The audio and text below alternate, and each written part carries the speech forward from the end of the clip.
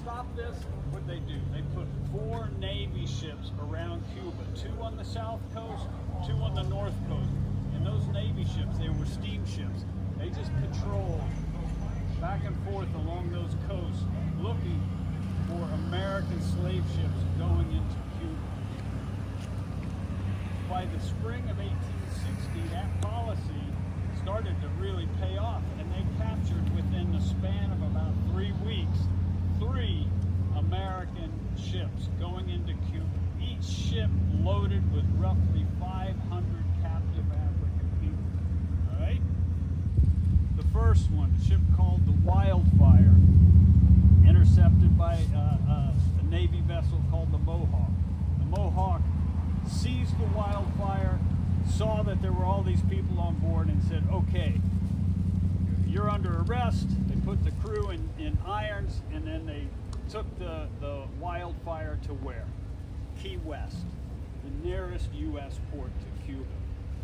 And so they sailed the Wildfire up here with all the people on board, tied up at the dock, called the U.S. Marshal down to the dock, and said, okay, Mr. Marshal, we just brought all these people for you. The law requires that you take charge of it. Well, the people in Key West had no idea this was happening.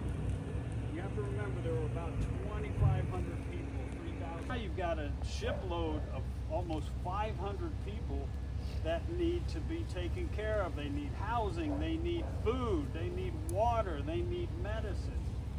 And the U.S. Marshals kind of went, okay, now what? Well, hold on. They kept the ship tied up at the dock, and the Marshal built a big compound for them down by Fort Taylor. Have you guys ever looked on the southern shore and you see that great big white globe? Looks like an Epcot ball. Anyway, that is the spot where they built a compound for these people. All right, and they built barracks, they built a hospital, they built a kitchen, and then they fenced it all in, and then they put the people in there, and that's where they stayed. Now a second ship came a week later, the William, another 500 people almost. They went into the compound. A couple weeks later, a ship called the Bogota came in, put those people into the compound. By the time all 3 ships came, there were 1,432 African refugees in Key West. It was crazy. It was like 50% of Key West population had suddenly been added on, and these people were in dire need of help. So the citizens here rallied. They got clothes for them. Ships were sent to Cuba to get extra food and water. Doctors worked with them around the clock. There were 3 doctors that basically transferred over to the compound, and these people were taken care of. I mean, it was boring for them. There was nothing to do. They're basically in this fenced-in area that's a couple acres large, and they just sort of hung out on the beach, and they drummed and danced and just milled around for the time they were here. While they were here, though, a lot of them were quite ill, all right? And slave ships were horrible places. They were crowded.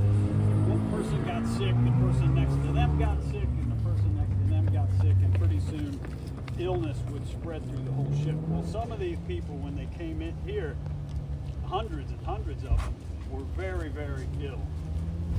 And as much as people tried to nurse them back to health here in Key West, it just didn't work.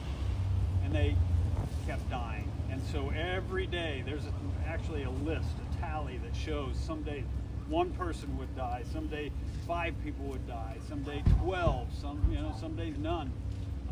And over the course of the time that they were here, 2.5, 3 months, 295 of those people died here in Key West.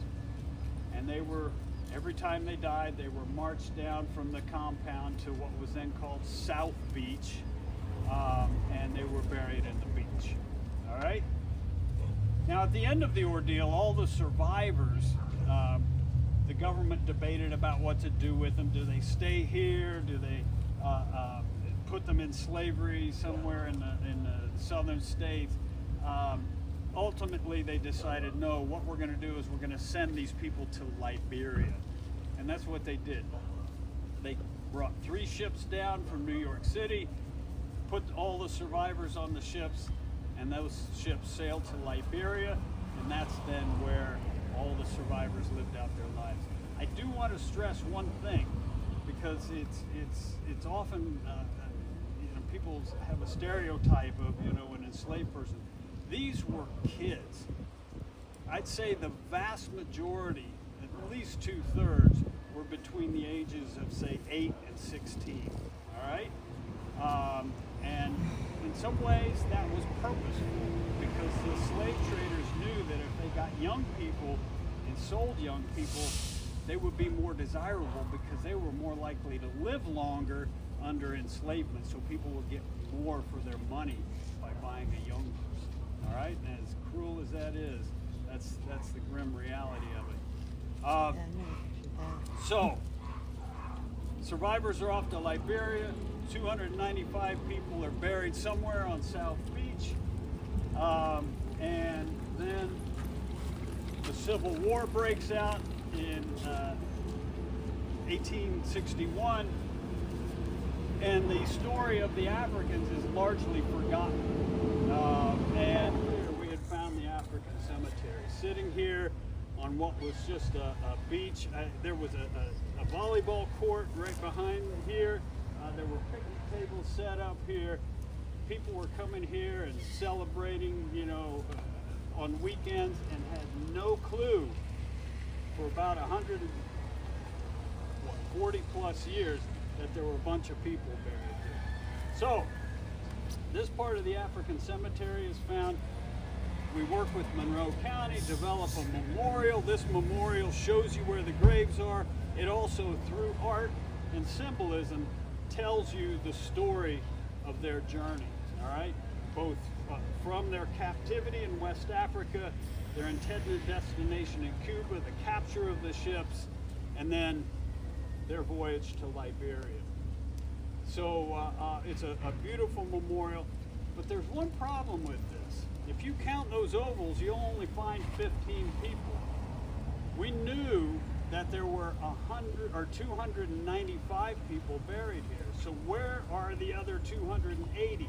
Well, we did more research, found again, like I said, when they built the tower here, they found the graves and they reburied them. And they reburied them further inland.